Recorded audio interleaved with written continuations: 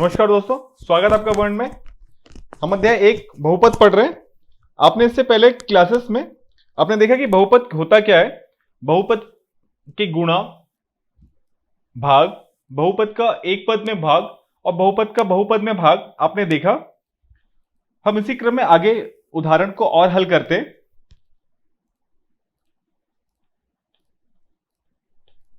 उदाहरण नंबर 4।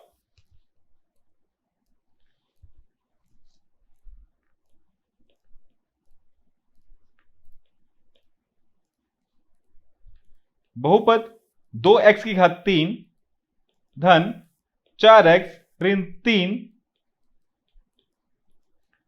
को बहुपद x ऋण 2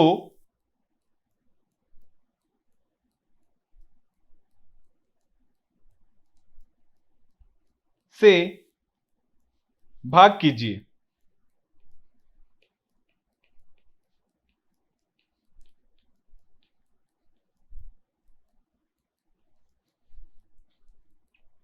हम इसका हल निकालेंगे। मैंने आपको बताया था, आपको याद होगा कि पहले जो हमारा बहुपद है उसको आप घटते क्रम पे लिखेंगे।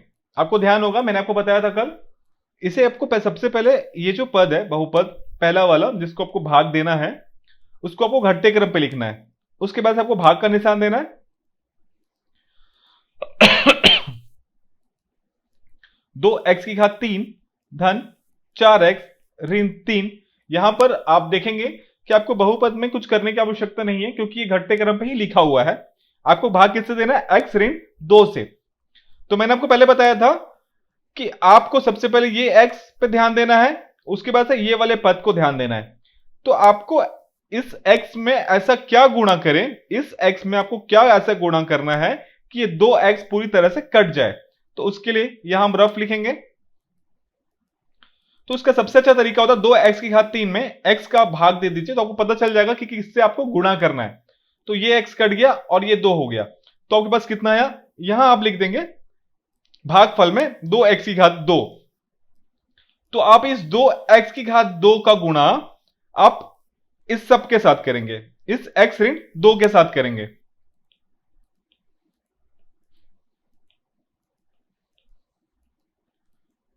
तो 2x की घात 2 गुणा x ऋण 2 के साथ आप जब गुणा कर रहे हैं तो यह हो जाएगा 2x की घात 3। यह हमारे पास आ गया ऋण 2 दूना 4 x की घात में 2। तो यहां आपने लिखा 2x की घात 3 ऋण 4 x की घात में 2। ये कट गया। अब आपके पास देखिए यहां पर 4x है और x की घात 2 वाला कहीं पर भी नहीं है, तो इसको आप शून्य मान सकते हैं। यहां पर आप शून्य x की घात में 2 ये आप मान लीजिए कि यहां पर है। यहां पर कोई एक ऐसी संख्या है जो शून्य x की घात में 2 है, तो उससे आप ऋण 4x को घटाएंगे तो आपके पास ये ऋण था और ये धन हो गया। तो धन शून्य x की घात 2 धन 4x ये हो जाएगा 4x की घात 2। अब आप ये वाला पद उतारेंगे धन 4x।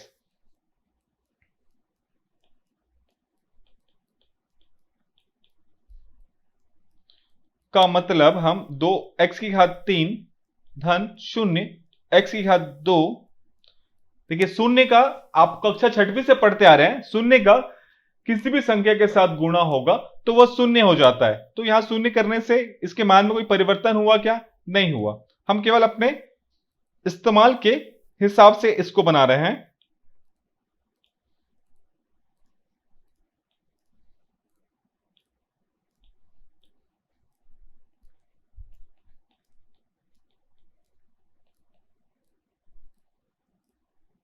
ठीक है, इतना अब आपको समझ में आ जाएगा। थोड़ा इजी कर दिया मैंने आपको। और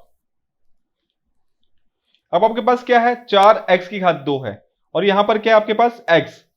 तो 4x की घात 2 में आप x से क्या चीज का गुणा करेंगे कि आपके पास 4x की घात 2 है, तो ये x से कट गया, आपके पास क्या बचा? 4x।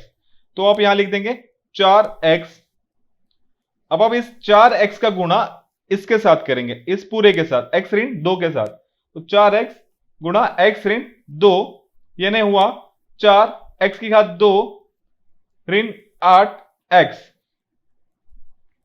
तो 4x की घात 2 ऋण 8x, ये ऋण, ये धन हो गया, ये कट गया, ये हो गया आपके पास 12x ऋण 3। अब आप ये ध्यान दीजिए, ये 12x, ये आपको 12x को ध्यान देना है और इस x को ध्यान देना है। तो जब आप इस 12x को देखिए, यहां जो मैं गोला मार रहा हूं या जो ये लाइन खींच रहा हूं, ये आपको वहां नहीं करना है, ये केवल मैं आपको समझाने के लिए बता रहा हूं। तो ये 12x बटे में आप x कर दीजिए, ये x कट गया, आपके पास क्या बचा 12। अब आप इस 12 को पहले यहां लिखेंगे और इस 12 का गुणा आप इस पूरे x ऋण 2 के साथ करेंगे। तो 12x ऋण 2 यानी 12 दूना 12 गुणित x, 12x ऋण 24, 12x ऋण 24, ये ऋण हो गया, ये धन हो गया, ये कट गया। अब यहां धन है, यहां ऋण है, तो 24 में से 3 गया, आपके पास बचा 21। और चिन्ह किसका बड़ा है, चिन्ह 24 का बड़ा है, 24 बड़ा है तो 24 का चिन्ह बड़ा होगा, इसलिए धन आ गया। तो आपके पास आया भागफल, इसे भागफल कहते हैं हम, 2x की घात 2 धन 4x धन 12। और शेषफल आपके पास क्या बचा, शेषफल बचा आपके पास 21। अब हम आगे पढ़ते हैं अगले उदाहरण की ओर। इस उदाहरण से आपने समझा कि हमें किसी चीज का यूज करना हो तो हमें उसे कैसे यूज कर सकते हैं। देखिए, अगर आपके पास कहीं नहीं होता है तो आप 1 का इस्तेमाल कर सकते हैं और 0 का इस्तेमाल कर सकते हैं। हमारे अंक में 1 और 0 बहुत ही महत्वपूर्ण है। अगर किसी संख्या को परिवर्तन नहीं करना है और उसके बट्टे में आप 1 लिख सकते हैं। आपको मालूम होगा किसी के बट्टे में अगर आप 1 लिख देते तो उसका मान कहीं परिवर्तित नहीं होता। वहीं पर आपके पास अगर कुछ नहीं है तो उसमें आप गुणा 0 के साथ कर देते हैं तो वो 0 हो जाता है। कुछ भी संख्या लिखकर आप 0 का गुणा उसके साथ कर दिया, जैसे हमने यहां 0 गुणा x की घात 2 कर दिया, क्योंकि हमको यहां x की घात 2 आ रहा था, तो 0 गुणा x की घात 2 कर दिया। और उसमें इसका मान तो कहीं परिवर्तित नहीं हुआ। 2x की घात 3 का मान कहीं भी परिवर्तित हुआ क्या, नहीं हुआ, इसका मान परिवर्तित नहीं हुआ ये लिख देने से। ठीक है, अब हम आते हैं उदाहरण नंबर 5 पे।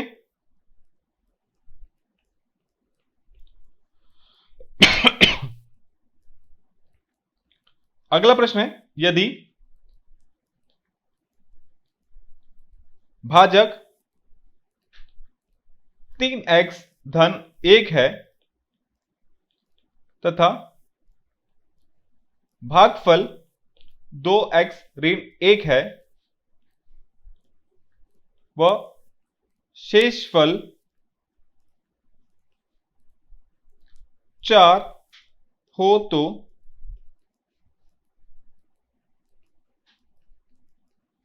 भाज्य ज्ञात कीजिए। अब मैं आपको ना एक उदाहरण देना चाहता हूं, ठीक है। आप उस उदाहरण को थोड़ा ध्यान से देखिएगा। मान लीजिए आप 3 का भाग दे रहे हैं 11 में, ठीक है। 3 का भाग आपने 11 में दिया तो 3 तिया 9, बचा कितना 2। तो आपका भाजक कितना था, भाजक आपके पास ये 3 था और ये कितना था भागफल, और शेषफल कितना था 2, ठीक है। अब आपको ये जो होता है इसे हम कहते हैं भाज्य। तो भाज्य कितना था 11। अब इस 3 का गुणा हम इस 3 के साथ कर दिए, यानी भाजक गुणा भागफल धन शेषफल, जो भी मैं लिखूंगा, यानी 11 का मतलब कितना हुआ 3 गुणा धन 2। तो 3 तिया 9 और 2 11। इसी का इस्तेमाल आपको करना है यहां पर।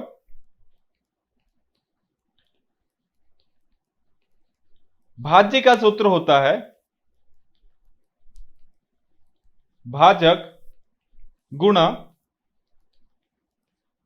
भागफल धन शेष फल।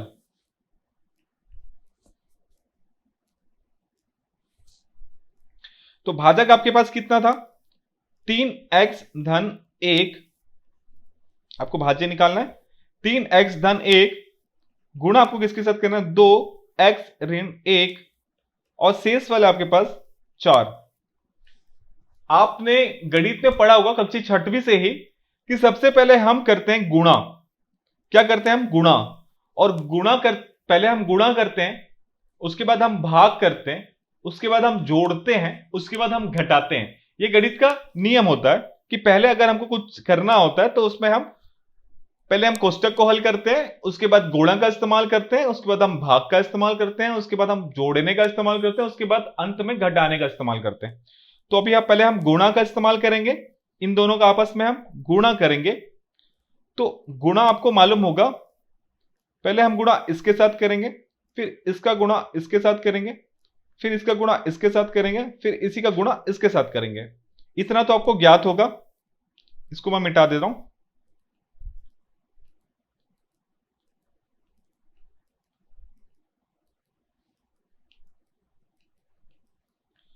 ठीक है, 3x गुणा 2x धन 3x गुणा ऋण 1 धन 1 गुणा 2x धन 1 गुणा ऋण 1 धन ये आपका 4 है। 3 दूना 6, x की घात 2 धन और ऋण ऋण 3x, यहां धन ही है, धन 2x धन और ऋण ऋण 1 धन 4। आपके पास आ गया 6, x की घात 2,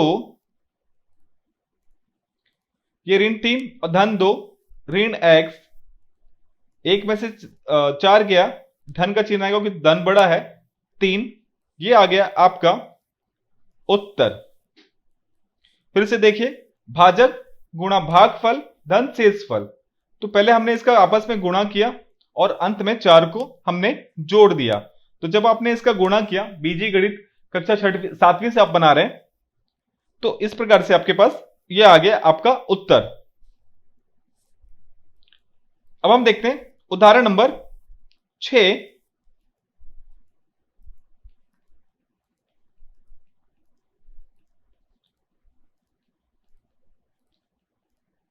उदाहरण नंबर 6 दिया है, सिद्ध कीजिए कि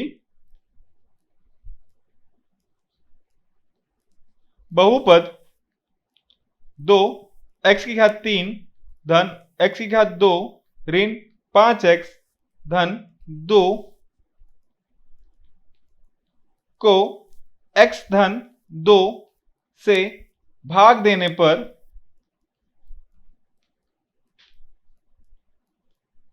शेषफल 0 आता है। मतलब शेषफल नहीं आता, बिल्कुल पूरी तरह से कट जाता है, शेषफल 0 आता है। देखिए, इसकी जगह आपको यह भी प्रश्न आ सकता है कि सिद्ध कीजिए कि बहुपद 2x की घात 3 धन x धन 2 ऋण 5x धन 2 को x धन 2 से पूर्ण रूप से भाग दिया जा सकता है या संपूर्ण भाग जाता है। इस प्रकार का भी आपको प्रश्न आता है। तो अब बस आपको वही सिद्ध करना है कि अगर शेषफल नहीं आया तो यह पूरी तरह से भाग दिया जा सकता है। तो हम इसको हल करेंगे। पहले आपको देखना है ये घटते क्रम में है या नहीं। ये घटते क्रम पे है, पहले बड़ा फिर छोटा फिर अंत में सबसे छोटा अंक आ गया। अब हम भाग का चिन्ह देंगे। यहां है आपके पास x धन 2, यहां है आपके पास 2 x की घात 3 धन x की घात 2 ऋण 5x धन 2। हम ये जगह छोड़ दे रहे हैं अपने रफ के लिए। आपको ज्ञात होगा, हमने आपको बताया इसका और इसका सबसे पहला महत्वपूर्ण है इस x को आप ऐसे क्या संख्या से गुणा करेंगे कि ये पूरी तरह से कट जाए? तो इसका सबसे अच्छा तरीका होता है 2x3 में x आप डाल दीजिए, तो आपके पास ये आएगा 2x2। आपने यहां लिख दिया 2x2, और अब इसका गुणा आप इन सबके साथ करेंगे। 2x2 गुणा x-2 के साथ आपने किया, तो ये आ गया आपके पास 2x3 धन 2 दूना 4 x2। ठीक है, यहां तक आपको आ गया समझ में? अब आप इसे उतार देंगे, 2x3 धन 4 x2, ये धन है, ऋण हो गया, ये भी धन है, ऋण हो गया, ये आपस में कट गए। आपके पास क्या बचा? 4 में से 1 गया 3, चूंकि ऋण का चिन्ह है तो ऋण आ जाएगा, क्योंकि जो 4 है वो बड़ा है और 1 छोटा होता है। x2, अब हम नीचे वाले लिखेंगे ऋण 5x, फिर आपको इसको ध्यान देना है, उसी प्रकार से इस x के साथ पूरी तरह से कट जाए। देखिए, हो सकता है मैं आपको थोड़ा तेज से बोल रहा हूं, क्योंकि हमने इतना उदाहरण बना चुका है। आप फिर से जाइए, इस क्लास को पुनः बनाने का प्रयास कीजिए, पुनः देखिए, इस क्लास को फिर से रिपीट करिए, तो आपको ये जो भाग देने की विधि है बहुत ही आसान लगनी चालू हो जाएगी। आपने किसने दिया? x के साथ दिया, x2 से, तो यहां आपके पास ये x कट गया, क्या बचा आपके पास? ऋण 3x, यहां आपने डाला ऋण 3x। अब इस ऋण 3x का गुणा आप इन सबके साथ करेंगे, ऋण 3x गुणा x-2, तो 3 दूना 3 एकम 3, ऋण 3x2 हमको ये लाना था, हमने ला दिया। धन और ऋण, ऋण 2 तिया 6x, ये हुआ x2 ऋण 6x, ऋण और ऋण धन हो गया, ये आपस में कट गया, ये भी धन हो गया। 6 बड़ा है, 5 छोटा है, तो 1x धन 2। अब आपके पास क्या है? x, ये x में क्या गुणा करेंगे कि x है तो 1 से गुणा किया आपने, तो आप 1 से गुणा करेंगे तो ये x धन 2। 1 के साथ आप किसी भी संख्या का गुणा करेंगे तो मान में परिवर्तन नहीं होता है, ये आपको ध्यान होगा कि किसी भी संख्या का आप उसके साथ गुणा करेंगे तो उसके मान में परिवर्तन नहीं होता है। ये ऋण, ये कट गया, ये कट गया, शेषफल कितना आया? 0। तो शेषफल हमें 0 लाना था,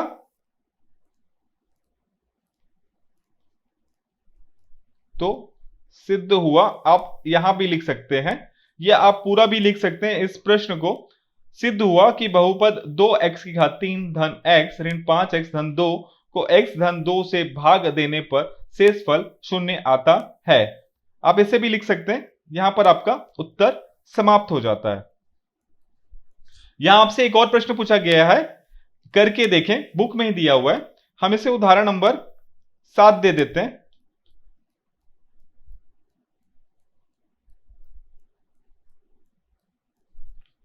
x2 धन 2xy धन y को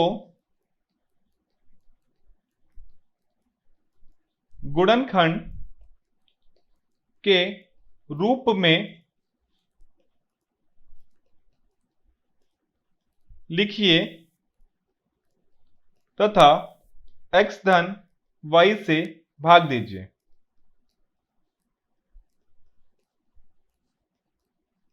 अब आप बोल रहे होंगे यहां तो हर जगह +1 या ऐसा कुछ आता था, अभी यहां पर x धन y आ गया है।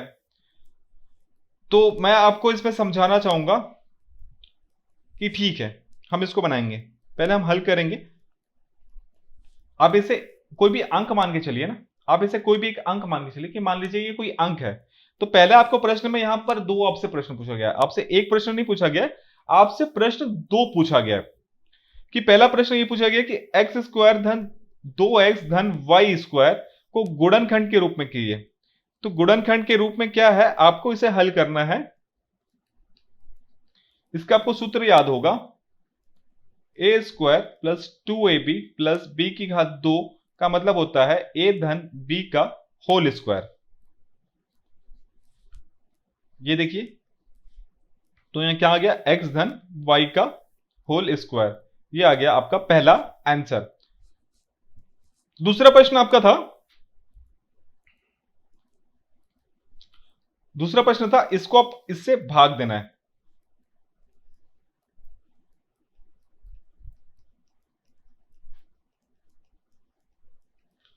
अच्छा, अब आप यहां पूछेंगे कि मैंने इसे घटते क्रम में क्यों नहीं लिखा।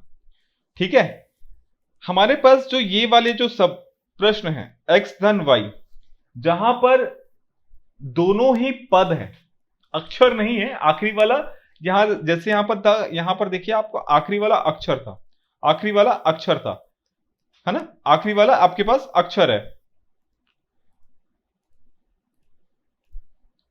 किंतु यहां पर आपके पास दोनों पद है, दोनों व्यंजक है। जब दोनों व्यंजक रहेगा तो जो आखिरी वाले व्यंजक का घात है, आखिरी वर्ड है, उसको आप वैसे ही रहने देंगे, उसको उसके साथ आप छेड़छाड़ नहीं करेंगे, बिल्कुल इसी प्रकार से ही लिखेंगे। अब हम इसे हल करते हैं। पहले आप ध्यान देंगे इस x को और इस x को, तो एक्स स्क्वायर में x से आप भाग दिया तो आपके पास क्या आया, x। आपने यहां x लिख दिया। अब इस x का गुणा आप इस पूरे के साथ करेंगे, x धन y के साथ आपने गुणा किया तो x की घात 2 ये निकल गया, धन एक्स वाई। अपने यहां लिखें एक्स स्क्वायर धन एक्स वाई, ये हुआ ऋण, ये भी हुआ ऋण, ये आपस में कट गया, ये आ गया, ये बड़ा है तो धन एक्स वाई। अब आप इसको उतार दिए वाई स्क्वायर को। अब इस एक्स वाई को देखिए और इस एक्स को देखिए, इस एक्स वाई में आप एक्स से भाग दिए, कितना आया, वाई, धन वाई से गुणा आप इसके साथ करेंगे, आपके पास क्या आया, एक्स वाई धन वाई की घात में 2, एक्स वाई धन वाई की घात में 2, ये धन था, ऋण हुआ, ये आपस में कट गए, तो आपके पास भागफल कितना आया, एक्स धन वाई और शेषफल 0।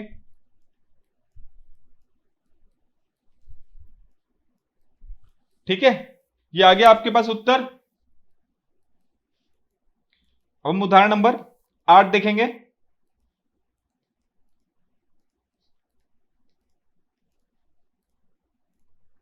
बहुपद ए की घात 3 ऋण 3 ए की घात 2 बी धन 3 1 बी की घात 2 ऋण बी की घात 3 को बहुपद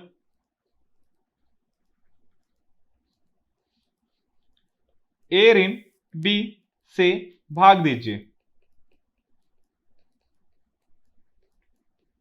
देखिए इसी प्रकार का प्रश्न है जो हमने आपको बताया था एक्स धन वाई वाला। यहां पर क्या है, ए ऋण बी।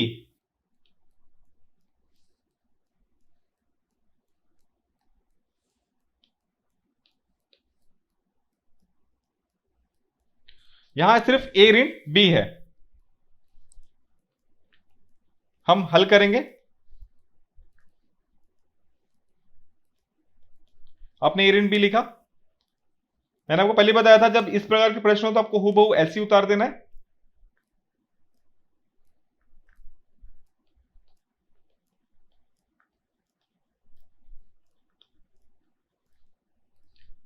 ये रफ कार्य के लिए आपको क्या ध्यान देना है, पहले इसको इससे ए की घात 3 बिल्कुल इजी में ए लिख दिया, जब ये काटे तो कितना आया, ए की घात 2, आप इस ए की घात को 2 यहां लिख दीजिए और इसको आप इसके साथ गुणा करिए, ए की घात 2 गुणा ए ऋण बी, तो ये आ गया आपके पास ए की घात 3 ऋण ए की घात 2 बी।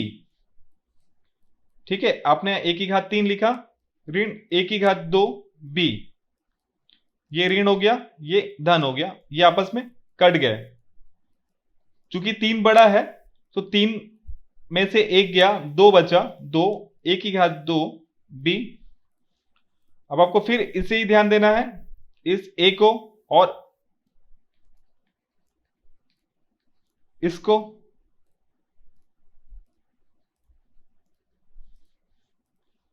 ठीक है। तो क्या आपके पास ऋण 2a की घात 2 b बटे में a, तो आपके पास क्या बचेगा, ऋण 2a b, यही बचा आपके पास, ये a कट गया, तो क्या बचा आपके पास, ये बचा, आपने लिख दिया यहां ऋण 2ab। देखिए धीरे धीरे बनाइए, आराम से बनाइए, एकदम आराम से, एक भी प्लस माइनस का भी गलती पूरा प्रश्न गलत हो जाता है।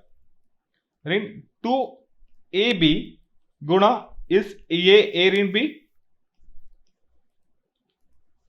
तो ऋण 2a की घात 2 b ऋण और ऋण धन 2a b की घात 2 b भी है, तो क्या लिखा आपने, ऋण 2a की घात 2 b धन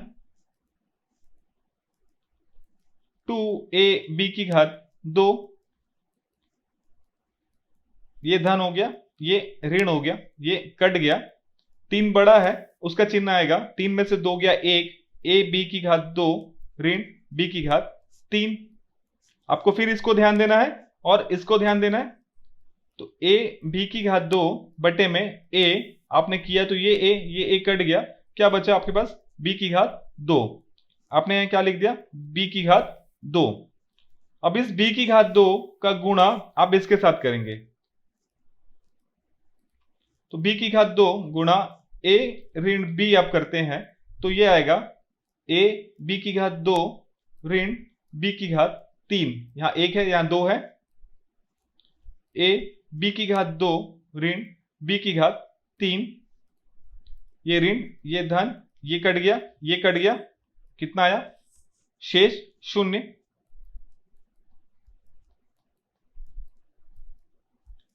भागफल कितना है आपके पास, a की घात 2 ऋण 2ab धन b की घात 2 और शेषफल आया 0।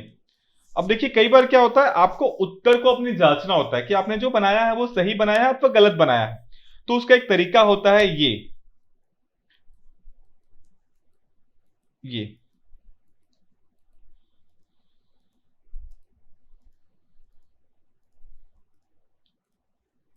बस इसी नियम को आप लगा दीजिए, यहां पर कहीं पर भी आपको जांच करना है, इसका गुणा इसके साथ कर दीजिए, धन इसको जोड़ दीजिए, ये अगर आ गया तो आपने जो बनाया है वो उत्तर सही है।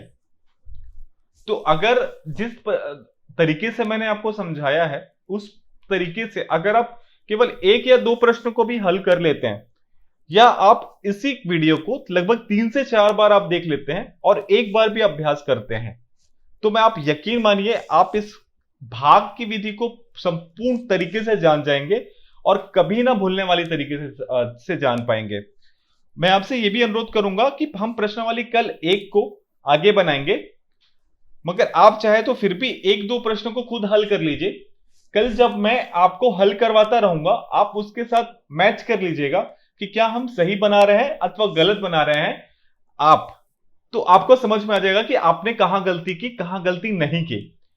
तो मैं आपके साथ आशा करता हूं कि आपको यह क्लास आज की अच्छी लगी होगी, आपको आज का गणित समझ में आया होगा। कल हम फिर मिलते हैं इसकी प्रश्नावली 1 को लेकर। आज के लिए यहीं पर, धन्यवाद।